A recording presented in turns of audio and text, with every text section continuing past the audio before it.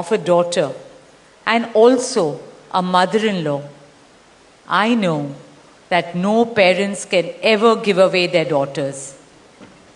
Daughters are life's biggest blessings and greatest joys.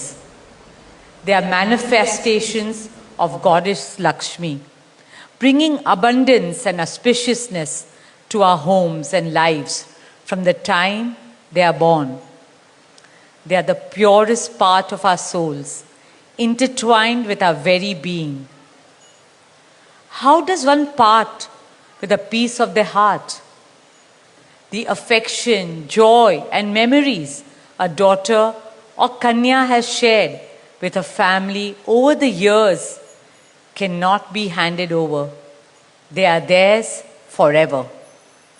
A daughter is not a possession to be transferred. She is a blessing to be cherished and treasured. She's a source of happiness, love, and light that will now also share with her new family. India's spiritual and cultural traditions hold women in the highest esteem. Our scriptures teach us, where there are daughters, there is auspiciousness. Daughters have a higher God-given power. हमारी बेटियां घर को स्वर्ग बना देती है. स्त्री पूजनीय है, वो जननी है, वो अन्नपूर्णा है. वो सुख, समृद्धि और ऐश्वर्य लाती है. इसलिए हम धरती को माँ कहते हैं, नदियाँ को माँ कहते हैं और भारत को भी भारत माँ कहते हैं.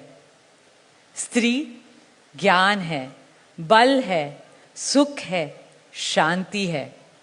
इसलिए वो सरस्वती है, शक्ति है, लक्ष्मी है. स्त्री ही अनंत की अनंत चेतना है. Dearest family and friends, as we witness the Kanyadan, I wish to emphasize that Hinduism is Nitya Nutan. It is capable of constant self-renewal and self-reform with time. An Indian wedding rests on the foundation of perfect equality between Var and Kanya, between groom and bride, and also between their two families. Hence, the true cultural significance of Kanyadan is that the bride's parents accept the groom